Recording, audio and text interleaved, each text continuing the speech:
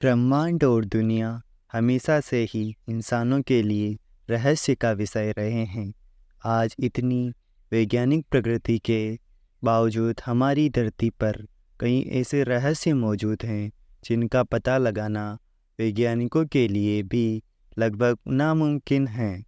आम लोगों के मन में पृथ्वी के संबंध में अनेक प्रश्न अवश्य होते होंगे, जैसे पृथ्वी की उत्पत्ति कैसे हुई, यह दुनिया कैसे अस्तित्व में आई, पृथ्वी का जन्म कब और कैसे हुआ, पृथ्वी कैसे बनी, पृथ्वी की रचना कैसे हुई। इस तरह के सवालों के जवाब जानने के लिए हर कोई उत्सुक रहता है। कुछ धार्मिक मान्यताओं के अनुसार सृष्टि या पृथ्वी का निर्माण देवता या ईश्वर ने किया है। वहीं दुनिया की रचना को लेकर हिंदू, ईसाई और इस्लाम धर्म की मान्यता भी अलग अलग हैं। वहीं पृथ्वी की रचना को लेकर विज्ञान का नज़रिया अलग है। वैज्ञानिकों का मानना है कि पृथ्वी आग का गोला थी जो सूर्य से निकली और समय के साथ ठंडी होती गई, जिसके बाद पृथ्वी पर जीवन की उत्पत्ति हुई।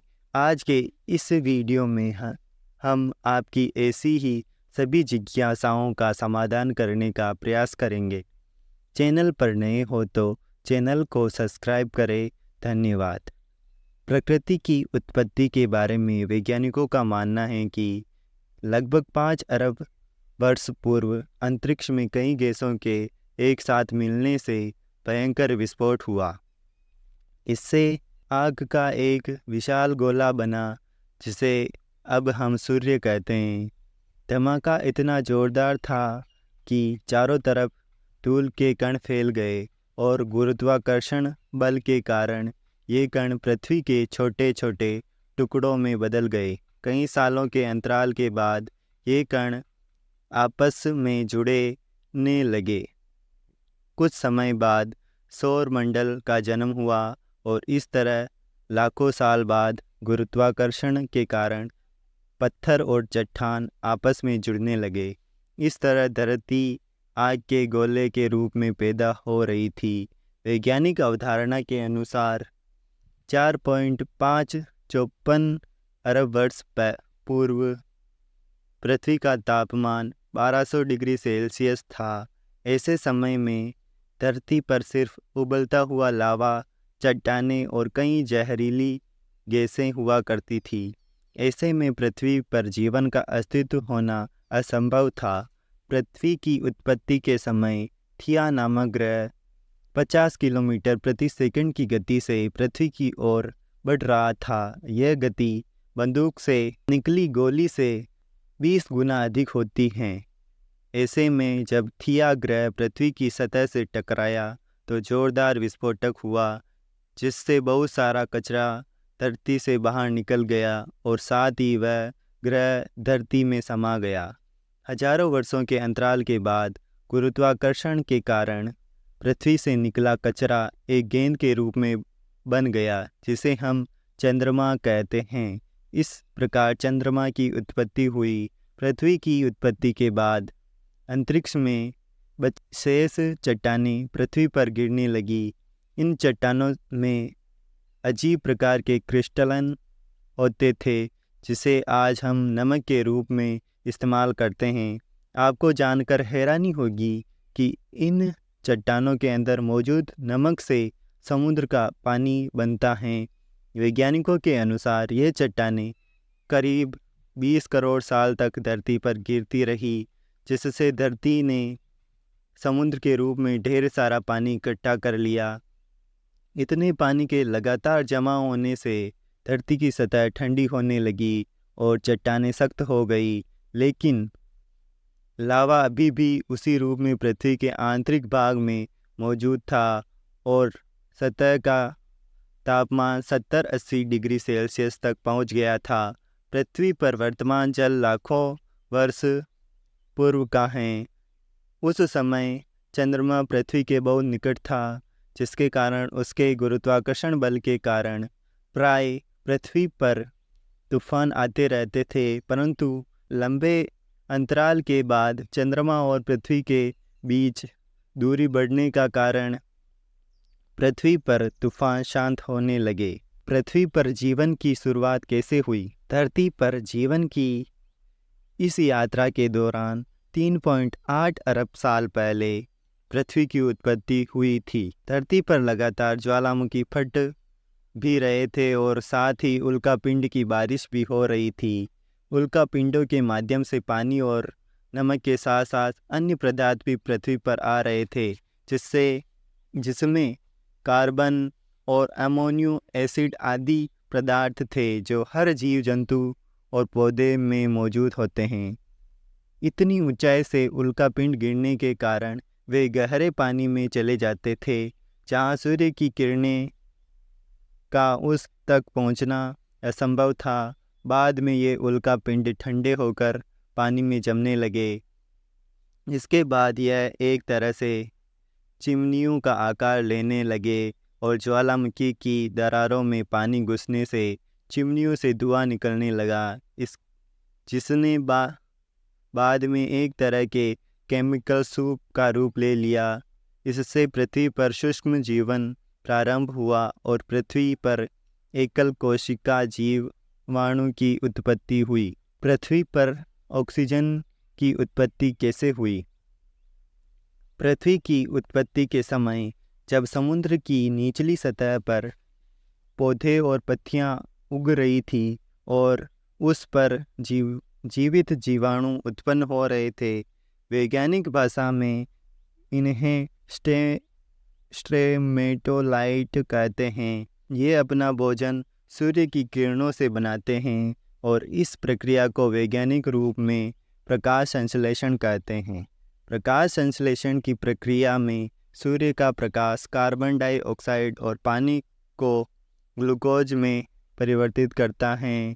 इसके साथ ही इस प्रक्रिया में उत्पादों के रूप में ऑक्सीजन गैस बनती है, जो मनुष्य के लिए महत्वपूर्ण वायु हैं। एक लंबी प्रक्रिया के बाद महासागरों में ऑक्सीजन गैस भर गई और इससे पानी में मौजूद लोहे में जंग लगने लगी और इससे लोहे का अस्तित्व सामने आया। लंबे अंतराल के बाद समुद्र की सतह पर ऑक्सीजन गैस आने लगी, जिससे जीवन संभव हुआ। वैज्ञानिकों के अनुसार 2 अरब वर्ष तक पृथ्वी पर ऑक्सीजन का स्तर बढ़ता रहा और साथ ही पृथ्वी के घूमने की समय सीमा भी कम होती गई। आज से 1.5 अरब साल पहले एक दिन वर्तमान की तुलना में 60 घंटे का होता था। धीरे धीरे समय के साथ समुद्र के नीचले की भूमि की सतह बड़ी प्लेटों में तब्दील हो गई और उसके नीचे के लावे ने ऊपर की सतह को गतिमान कर दिया। ऐसे में पृथ्वी की सभी प्लेटें आपस में जुड़कर एक विशाल द्वीप बन गई। इस तरह लगभग 40 करोड़ साल पहले पृथ्वी के पहले सुपर कॉन्टिनेंट रोडिनिया का निर्माण हुआ। इससे अब पृथ्वी का तापमान घटकर 30 डिग्री सेल्सियस हो गया और दिन 18 घंटे लंबे होते थे। उस समय पृथ्वी की स्थिति वर्तमान मंगल जैसी ही थी। लगभग 7.50 करोड़ वर्ष पूर्व पृथ्वी के निचले पिघले हुए लावा से उत्पन्न ऊष्मा बाहर निकली, जिससे पृथ्वी को 2 भागों में विभाजित कर दिया। इसके 2 टुकड़ों में बंटने के कारण पृथ्वी की सतह कमज़ोर हो रही थी और यह दोनों भागों में बंट गई थी, जिससे साइबेरिया और गोंडवाना नाम के 2 महाद्वीप बन गए। पृथ्वी को बर्फ के गोले में बदलने की प्रक्रिया। इतने सालों के बाद भी ज्वालामुखी के फटने और जहरीली गैसों के निकलने का सिलसिला अब भी जारी था। जहरीली गैसों में कार्बन डाइऑक्साइड सूर्य से निकलने वाली किरणों को अवशोषित करने लगी और इससे पृथ्वी का तापमान बढ़ने लगा। बढ़ते तापमान के कारण समुद्र में गर्मी पैदा होने लगी और समुद्र का पानी भाप बनकर बादलों का रूप लेने लगा।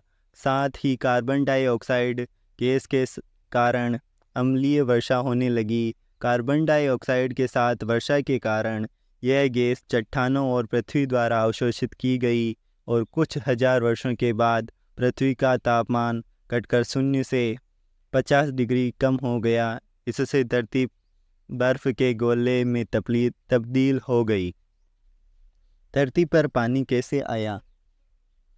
ज्वालामुखी फटने की प्रक्रिया अभी भी चल रही थी, लेकिन बर्फ की अधिकता के कारण ज्वालामुखी से निकलने वाली गर्म बर्फ को पिघला नहीं पा रही थी और इसके अलावा कोई अन्य स्रोत नहीं था जो जहरीली गैस कार्बन डाइऑक्साइड को अवशोषित कर सके।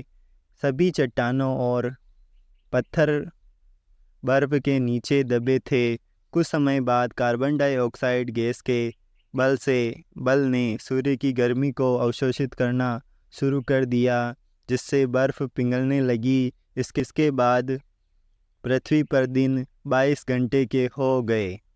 पृथ्वी पर जीवन की शुरुआत कब और कैसे हुई? बर्फ के लगातार पिघलने से सूर्य से निकलने वाली हानिकारक पराबैंगनी किरणें सीधे पृथ्वी पर पड़ रही थी, जिससे एक रासायनिक अभिक्रिया शुरू हो गई थी और पानी से हाइड्रोजन पेरोक्साइड बनने लगा और उसके टूटने के बाद ऑक्सीजन बनने लगी। जब ऑक्सीजन गैस धरती से 50 किलोमीटर ऊपर उठी तो वहाँ रासायनिक प्रक्रिया शुरू हो गई, जहाँ ओजोन नाम की परत बनी, जिसने सूर्य से आने वाली पराबैंगनी किरणों को सीधे धरती पर आने से रोकने का काम किया। अगले 15 करोड़ साल तक इस गैस की परत बहुत मोटी होती चली गई और इधर पृथ्वी पर ऑक्सीजन गैस की मात्रा बढ़ने लगी, जिससे पेड़ पौधे अस्तित्व में आए। धन्यवाद। सब्सक्राइब करें चैनल को।